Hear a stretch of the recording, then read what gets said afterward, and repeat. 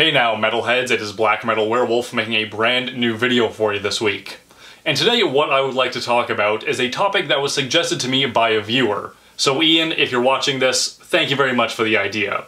So the viewer was watching my past video, Nature versus Nurture, and where I discussed whether or not people who are into metal get into it due to internal or external factors. But as he was watching that, he got the idea of people who force metal on their children, and he thought it would be a good idea for me to discuss. So that is what we're going to be talking about today. Now, it's obviously very safe to say that most metalheads are very enthusiastic about their love of metal. Obviously, we wouldn't call ourselves metalheads if we weren't super enthusiastic about it. And unfortunately, when it comes with that level of enthusiasm, sometimes comes obnoxious behavior. Like I discussed in my past video about being a metal pusher, sometimes we can get a little overzealous of our taste in music. For example, an awful lot of metalheads, when having a discussion with other people when it comes to taste in music, someone else will talk about how they like country or pop or rap or this, that, and the other thing. An awful lot of metalheads will groan and roll their eyes and go, "Oh, that's not real music, only rock and metal are real music." It's obnoxious. I wouldn't consider that forcing, but it can definitely be considered pushing. Unfortunately, when it comes to metalheads who have kids, they won't really have the pushback of someone saying, you know, I'm actually not really into metal or rock or whatever. Kids are going to be exposed to what their parents bring into their household. But I guess the real question is, what does it mean to force your music taste onto somebody? For example, I do not consider a parent driving in the car and their kids being in the backseat and a parent playing the music they like, I don't consider that forcing it onto the kids. That's just a parent being themselves and enjoying the music they like, and the kids just happen to be exposed to it. When I think of something being forced, I think of someone giving no other option. For example, if I were to have a child and I were to go out and only buy them Iron Maiden, Judas Priest, and Slayer t-shirts, well, that would be the kids' only option of clothing. Kids don't have income. They can't go out and buy their own clothing, so I would be giving them no other choice than to wear these metal band t-shirts. If I were to go out and buy my hypothetical child an MP3 player or a cell phone, and I were to only put the music that I like onto it, therefore only giving them that option to listen to, that is forcing it on somebody. I think it's also really important to discuss the context and the intention of why a metalhead parent would try so hard to get their kid to enjoy their taste in music. Now, by no means do I think that a parent would intentionally do this out of malice. They're not doing it as a punishment to their kid or intentionally to rupture their eardrums by blasting it in the car. They're doing it because they are enthusiastic about metal and they want their kid to get into it so they can enjoy it together. I think that's what most parents do with their kids. They want to have something in common with their kids, and so they try to raise them a certain way to be able to connect with them and enjoy time together and have activities together.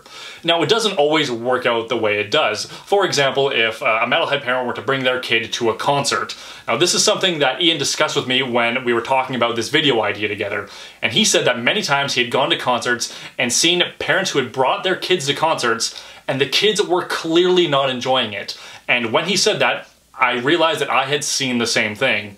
Many, many years ago, I went to the heavy metal festival in Montreal called Heavy MTL, and I saw a handful of parents there with their kids, and their kids clearly didn't want to be there.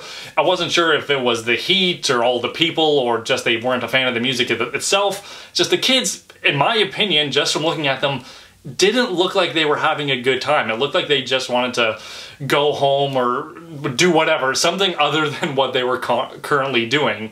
But the parents were obviously very big, enthusiastic metalheads, so they brought their kids along. It's hard to say because as a parent, you'd want to bring your kid to experience that and to have fun. But in my opinion, I think I could visually see the kids were not having a good time. And in my opinion, it's probably a lot cheaper to get a babysitter for those kids opposed to buying them tickets to go to a heavy metal festival. So the parents' intentions may be good, but, you know, the road to disaster is built on good intentions, right? I mean, it doesn't always work out the way you want it to. As good as your intentions may be, sometimes it doesn't always work out. And to build on that last point, I think it's important to bring up that more often than not, when you try to force something on somebody, a lot of times it has the exact opposite effect. I mean, how many kids were forced to go to Catholic school, and when they get out the other end, they ain't really enthused about Catholicism, right? For example, when I was a little kid, you know, I was never a big fan of hockey. It's not that I hated it, it's just that it never interested me. But as I was growing up, the amount of bullshit I had to sit through about how Canadians have to like hockey, the amount of fucking 3-hour hockey games I was forced to watch on a TV, or even brought to the rink to watch that boring fucking sport, to sit in the freezing cold, it went from me not really, like, just not, hockey not being my thing, to me fucking hating hockey. Just me talking about it right now is bothering me, because I dislike it that much. So, and I'm sure the people who tried to get me into it had good intentions. They wanted me to get into it. They thought it would be a good thing for me to enjoy. Now I can't fucking stand it.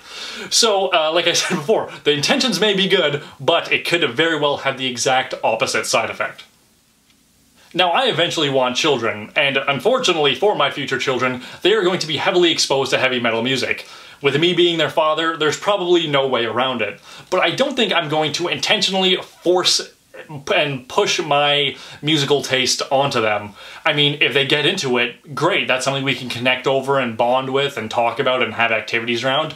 That's great and cool. But if they're not into it, I think I would have the wisdom to not tell my child that they're bringing shame to their father because they don't like heavy metal music. I mean, there are other things that I can connect with my child over that. I'm sure there are things that they will like that I will like, or I can just, you know, get invested in the things that they like and grow with them from there. That's kind of the whole point of being a good parent. Bonding with your kid, taking an interest in the things that they're interested in, and going from there. Now, if there is anything I'd want to kind of push onto my kids, it would probably be to learn an instrument, regardless if they use that instrument to play heavy metal music or not. I mean, if I had to choose between buying my kid a PlayStation or a guitar or a set of drums or a bass or whatever, I think I'd rather spend the money on an instrument. Because just looking back at my childhood, the amount of time I wasted fucking playing video games and watching reruns of King of the Hill, man, I could have been like learning an instrument, learning something really cool. I'm learning guitar now, but, you know, I'm 28, right? Like, the prime time to learn those things have kind of passed me, unfortunately. So I think if I'm going to kind of force anything onto my kid, it's to develop a skill, like to learn how to play an instrument. And I think most parents should kind of do the same thing. I mean, if you're going to spend money on a fucking game system anyway, you may as well take those couple $100s and spend it on something more useful than fucking video games, right? And before I wrap everything up here, I just kind of want to bring attention to the hilarious irony of a parent trying to force metal onto a kid that's just not into it. Because ever since I started listening to metal, I got the whole, do you have to wear the band t-shirts? Why do you always wear all black? Can't you listen to something else? And I'm sure plenty of other metalheads got that same treatment when they were younger and they were getting into metal. People trying to force them out of liking metal. So the concept of a parent, the ironic concept of a parent trying to force it onto their kids, to me is very comedic. There's just something funny about it. Like a parent going up to their son like, son, I got you a whole wardrobe of Slayer t-shirts. No, Dad, I want to listen to Imagine Dragons. Why, son? Why? Why did you do this? Disgrace the family. Like, isn't that funny? Because to me, there's something fucking hysterical about that. But now, of course, I want to get your guys' opinion on all of this. Do you think it's a good or a bad thing for a metalhead parent to force their musical taste on their kids? Or do you think it's essentially non-existent to begin with and I'm just over-exaggerating for the purposes of a video? By all means, give me your comments and your stories, anything else you have to say about this subject. I'd love to know what you guys have to say. And now, like my past videos, I either do an album recommendation or an album warning. And today is another recommendation. The band is Astral and the album is Black-Eyed Children.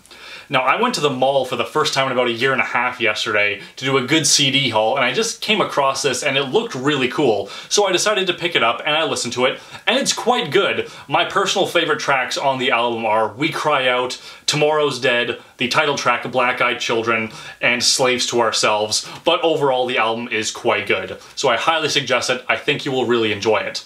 Especially if you're a fan of Saxon, because as I was listening to this, it really gave me a lot of Saxon vibes. At least I think so. So definitely check it out. Once again, Astral Black-Eyed Children. And for those of you who are curious and are into things like the supernatural and the paranormal like I am, definitely check out the phenomena of the black-eyed children. That is one of the reasons why I picked up this album, because I've heard stories of people reporting these black-eyed kids in parking lots, malls, outside their homes. It's a really weird phenomena that people claim to have experienced. So if you're curious, definitely check it out, listen to some of the stories, and let me know if you believe in the black-eyed children or not. So that's it for today's video. If you like what you saw, don't forget to like and subscribe, leave me a comment letting me know what you thought of today's video, checking out some of my past videos, and sharing them with a few of your friends while you're at it.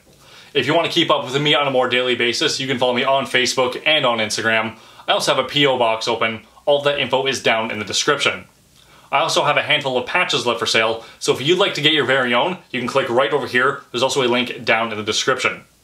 Overall, thank you very much for watching, guys. And don't forget to stay brutal.